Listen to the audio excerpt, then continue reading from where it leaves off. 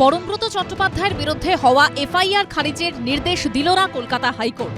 বিচারপতি অজয় কুমার মুখোপাধ্যায় জানিয়ে দিলেন, গড়িয়াহাট থানায় দায়ের হওয়া এফআইআর এর ভিত্তিতে তদন্ত চলবে, তবে 4 সপ্তাহের জন্য সাময়িক স্বস্তি পেয়েছেন অভিনেতা।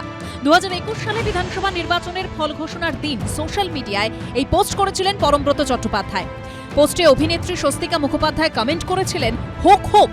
এই পোস্টে ভোট পরবর্তী সন্ত্রাসে উস্কানি দেওয়া হয়েছে বলে সম্প্রতি পরমব্রত চট্টোপাধ্যায় ও স্বস্তিকা মুখোপাধ্যায়ের বিরুদ্ধে গড়িয়াহাট থানায় অভিযোগ জানান আইনজীবী জয়দীপ সেন।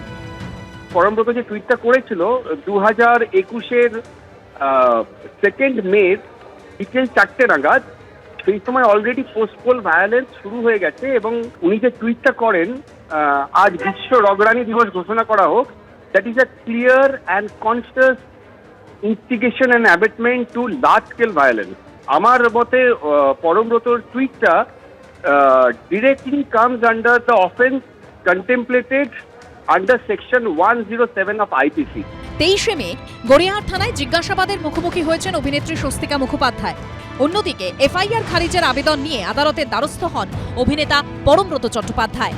শুক্রবার অভিনেতার আবেদনই খারিজ করে দিল কলকাতা হাইকোর্ট। তৃণমূল জামানায় রাজ্য সরকারি কমিটিতে জায়গা পেয়েছিলেন পরমব্রত চট্টোপাধ্যায়, কিন্তু ভোটের ফল বেরোতেই তাঁর সুর বদলেছে। প্রত্যেকেই আমরা আমাদের রোজগার করতে হয়, আমাদের প্রত্যেকেই কম্প্রোমাইজ করতে হয় কিছু না কিছু, কোনো না কোনো স্টেজে আমাকেও করতে হয়। আমার সদ্যজাত সন্তানের মুখের দিকে তাকিয়ে দাঁতের দাঁত চেপে ওই জিনিসটা করেছিলাম, আমার কোনো উপায় ছিল না। তাই যদিও রাজ্য রাজনীতির হাওয়া বদলের পর এভাবে সুর বদল নিয়ে সতীর্থদের কটাক্ষের মুখে পড়েছেন তিনি। বিজেপি আসার পর দেখতে পাচ্ছি যে মানে এত গিরগিটি যে আছে সেটাও সমাজের মধ্যে, এটাও মানুষ বোধহয় পরিষ্কারভাবে এখন বুঝতে পারছে। যত এরকম কম্প্রোমাইজ করব, ঠিক ইলেকশনের আগে আমি যে দলের হয়ে প্রচার করেছি আর তারপরেই আবার বলবো যে না, ওটা আমার ভুল হয়েছে, এটাকে এই দ্বিচারিতা মানুষ ভালো চোখে দেখে না। শুক্রবার বিচারপতি অজয় কুমার মুখোপাধ্যায় জানিয়েছেন, তদন্তে সব রকম সহযোগিতা করতে হবে পরমব্রত চট্টোপাধ্যায়কে, তবে 4 সপ্তাহের জন্য তার বিরুদ্ধে কড়া পদক্ষেপ করা যাবে না। সৌভিক মজুমদারের রিপোর্ট, এবিপি আনন্দ, কলকাতা।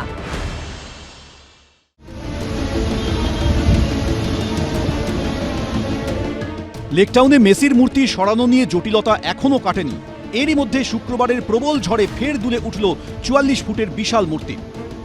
লেকটাউনে মেসির এই মূর্তি যে কোনো মুহূর্তে ভেঙে পড়ার আশঙ্কা তৈরি হয়েছে।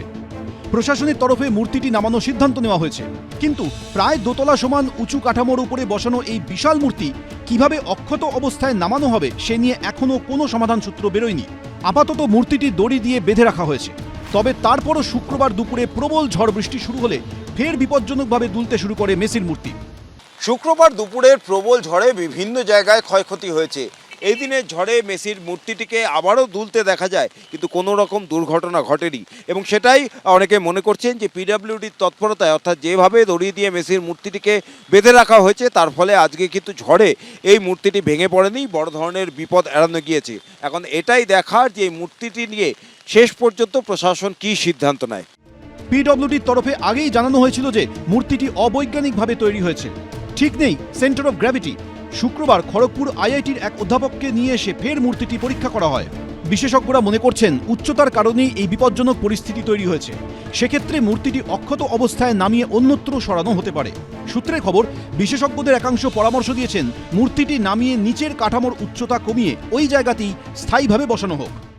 মেন হচ্ছে আপনার এখন ওটাকে নামানো, তাই না, এবং ওটা যাতে আর কি স্টেবল থাকে সেটাই আর কি দেখা। নামাতে গেলে কি অনেক সমস্যা রয়েছে? না, যখন তোলা গেছে তাহলে নামানো যাবে না কেন? আপাতত মূর্তিটি দড়ি বেঁধেই রাখা হয়েছে। মূর্তির সামনের সাবওয়ে বন্ধ করে দেওয়া হয়েছে। বাঙুর থেকে লেকটাউন যাওয়ার সার্ভিস রোডও বন্ধ করে দেওয়া হয়েছে। ব্রতদীপ ভট্টাচার্য, এবিপি আনন্দ, কলকাতা। এবিপি আনন্দ, এগিয়ে থাকে, এগিয়ে রাখে।